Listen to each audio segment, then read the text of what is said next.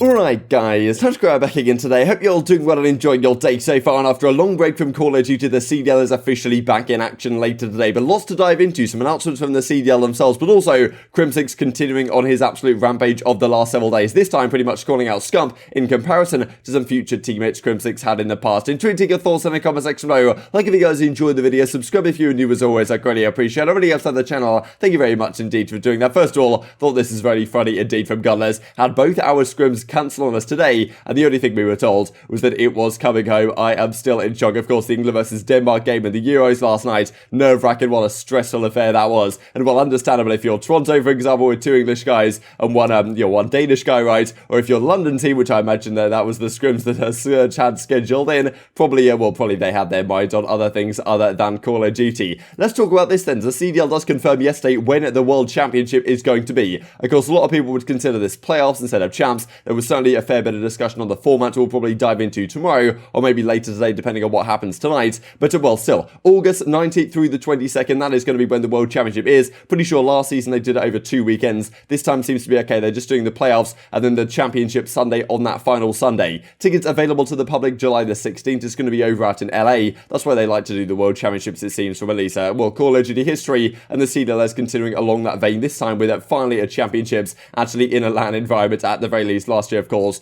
it was forced online. So this is the confirmation, and well, maybe some more things to come out along those lines in the coming days. This I thought was interesting, really, just on the champs discussion real quick. Only 3 times as the winner of COD champs won the event prior, because of course we're now going into stage 5. A winner is going to be crowned. FaZe are on a 2-win streak. If they can win this one, then of course they're going to be massive favourites going into the champs, of course. And well, last year the winner of the event prior was a Toronto Ultra. Then Dallas won the World Championship only a few times as it happened, right? You can look at Freaker back in 2013. You can look at OpTic back in 2017. They won the 2 events prior to the other 2 World Championships in Advanced Warfare and Black Ops 3 that they lost, and then United did the 2 beat in playoffs and then champs in 2019. So hasn't happened incredibly often, which maybe is a good sign for the rest of the league that I'm hoping FaZe cannot will get the job done once again. So Crimsix continued on an absolute tear yesterday. He was answering some questions on Instagram, then he came out onto the Reddit, then he was on Zoomer's stream talking about some things, and well, he's certainly been on absolute fire lately. I mean, he's obviously been riling people up. He knows what he's doing at the end of the day, but he also has some interesting points to say on a few of these issues, which I think, well, we like to get some clarification on. So finally some clarification comes out from the Crimsix side on some of these issues. The first thing is regarding this OpTic Dynasty podcast, right? And we kind of thought this might happen, but then the beef started to come out between Formula and Crimsix, right? And then we were thinking, okay, maybe it's going to get chalked off. That does seem to be the case. If Hex asked you, would you do a podcast with the rest of the OpTic Dynasty team? Flat out no, says Crimsix. I was the one who was carried throughout those years. Not sure why I needed to be there, because I'm sure tongue-in-cheek on this one. Sounds petty, I know, but I refuse to give people even a second of my time that come off me based off BS. If there's truth to it all, I will always give the benefit of doubt to criticism, believe it or not, when it comes to Call of Duty, maybe not outside of it, but the consensus created on me during my time on OpTic is frankly disgusting. He goes on to say the fact that, like, during his time on OpTic, it was Karma that would get a lot of the flack, which, to be honest, was kind of true. Like, whenever they would lose an event, it was Karma that fans were saying to drop or whatever. He was always the scapegoat. Crimsix wasn't really, but now looking back on it, right, given Karma's kind of still part of OpTic and Crimsix is, and then maybe Crimsix gets more flack than he deserves in retrospect, you could argue. So interesting to hear Crimsix's thoughts on that one, the reason why it doesn't seem like the Dynasty podcast is happening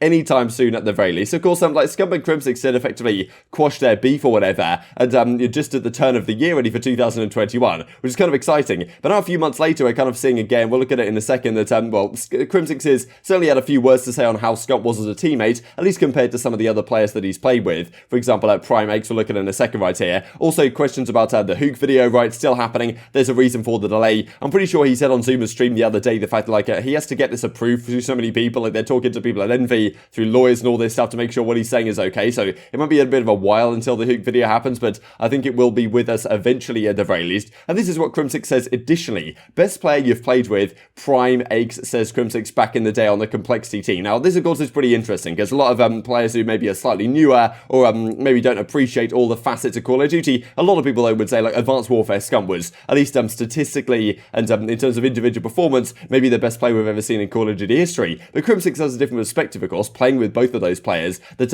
Aix actually was a more well-rounded, complete individual player than Scump was at the time. Now, of course, part of the reason maybe why he answers these questions is just to rile people up, but at the same time, I think he does truly believe this, as we will go on to talk about in a second. So this was interesting, right, from back in December 2020, when, you know, drop beef and I'll be your New Year's kiss and Scump. We talked about this, of course, course, at the time, this is the last thing I was expecting today, leave the beef or whatever in 2020, says Scump, and since then I think they've been kind of on good terms, but it's, as of late, it's been the Crimsix versus Formal stuff, of course, which has come into full effect. However, now we see some additional thoughts that come out from Crimsix. So this is what he says on the Reddit yesterday. Crimsix says what he said, as quote says, Advanced Warfare Scump isn't even close to Prime X. In IW, the game was played with 3 players with pure aggression, 1 God Slayer. Formal was put into that role well. He did perform exceptionally well in that role with a, 1 God Slayer, but X's delusion created and instilled the confidence in his teammates that Clay tries to replicate to this day, and I won't even attempt it. You'll need to remember we are playing a team game. We created essentially a different way of thinking, and X was at the forefront of this. Whether he knows it or not, he actually helped Damon, that being Karma, of course, Clay, that being Clay, of course, and I, that being Crimsix, of course, win more championships than he is even aware of in terms of what he brought to the game outside of the game as well. So not just, Crimsix thinks about things not in just a pure skill and the amount of kills you get on the map, but also the way you think about the game. And that's all the facets that he considers among a skill set of a player. And we'll look at that in more detail here in just a second. So,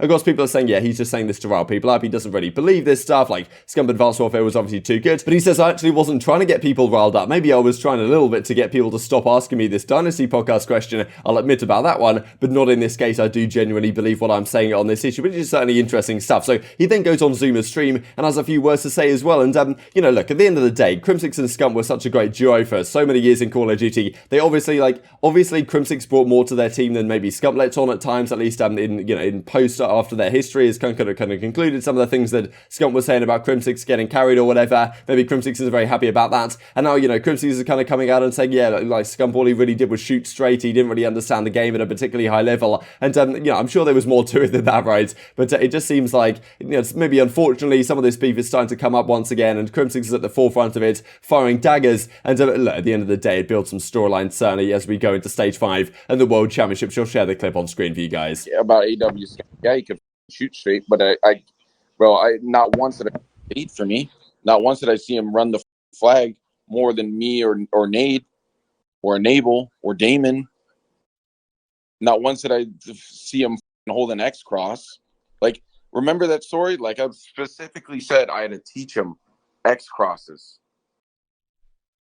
I don't understand how... It was interesting, of course, because there's some discussion about, okay, all Scump did maybe was just shoot his gun straight to get a load of kills. These are some statistics, right, from, the Advanced Warfare years, Black Ops 3, Infinite Warfare. And you can look at, for example, like hardpoint caps, you can look at uplink caps, like CTF and stuff like this. And you can see that Scump on the left-hand side, who are the 3, is generally doing a lot of work, right? Like hardpoint time per game is, see Scump's getting an awful lot of it in Black Ops 3, especially in Advanced Warfare, especially. So I can't see him, at least on this evidence, right, which is only, I guess it's the stats, which doesn't necessarily tell the entire story, but at least on these statistics, you can see Crim's getting a lot of uplink stuff, but, Scump capping a lot of the CTF flags. So you can certainly argue that there is evidence that shows that Scump was doing far more than just getting a load of kills, right? That he was, doing a lot of ejected time as well. You can see the Formal here in Advanced Warfare was, he just do what he wants, to be honest, while Scump gets all the time. And Scump was also getting a load of kills on the map. So really, I don't know, impressive stuff to look back on. Obviously, both phenomenal players, no doubt, in their prime. Advanced Warfare, Scump, and, Aches back in the day also. As Crimsix says right here, it kind of continues, right? I realise you played over 600 days with Aches, who's kind of quoting someone, and over 1,000 with Scump, but I also realise that out of anyone in this world, you'd be best qualified to answer this, but your opinion is wrong and I'll hate you forever. You are immature. I didn't play with Advanced Warfare Scump, but I'd also argue that Black Ops 2 and Ghosts You, that being Crimsix, were better than him too. None of it really matters though. February to April Miracles, that being back in the Black Ops 2 days, I believe in 2013, was better than all of us. That was one of the strangest declines of a players I think we've really ever seen. The fact that Miracles, for those few months in Black Ops 2, was at one of,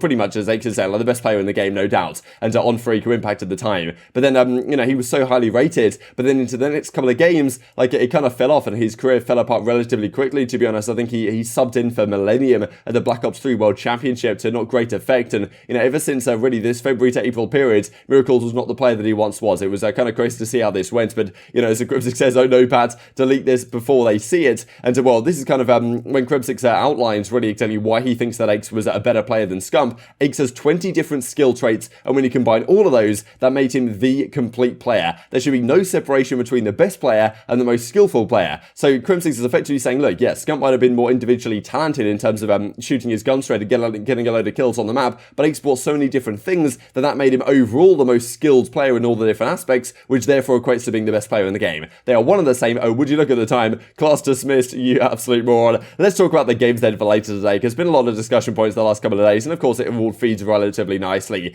into, the the start of the CDL once again for Stage 5. This is Stage 5 Week 1. These are the two games coming up later today. FaZe versus Royal Ravens. Of course, this you'd imagine would be a foregone conclusion, especially if Ravens have chalked off one of their scrims yesterday to watch the football. They're probably not going to be particularly well prepared for the Atlanta FaZe later today. So, of course, FaZe expected to get off to a pretty hot start here. OpTic versus Legion is an interesting one, though, because OpTic pretty much have to win this, right? They're in a tough group. They've got Thieves in there. They've got Subliners in there. They've got Atlanta FaZe in there. So, FaZe is going to be super tough. They play Subliners, as you can see here, on the Sunday. They play Thieves on the final week. They play FaZe on the second week of action, which certainly means that OpTic needs to come in here up against Legion and get the job done in this group. Because all they pretty much need to do is beat the bottom teams in Legion and Ravens that generally they're pretty good at doing, get a good victory against a Thieves or a Subliners or maybe even upset FaZe or something, and then they should be guaranteed into the winner's bracket, of course, to get back to the LAN with fans, as we talked about yesterday. So big series coming up later today, though, should be relatively easy to predict, but who honestly knows at this point, upsets are very much possible in the CDL as we have seen so far this year. But intrigued to get your thoughts on all this stuff in the comment section below. Hope you guys enjoyed the video. If you did enjoy it, I'd greatly appreciate a like on the video. Really helps out the YouTube because I know you enjoyed this content. Other people like you may enjoy this content as well, and I've grown the competitive Call of Duty community. Thank you much as always, take care, and I will see you next time.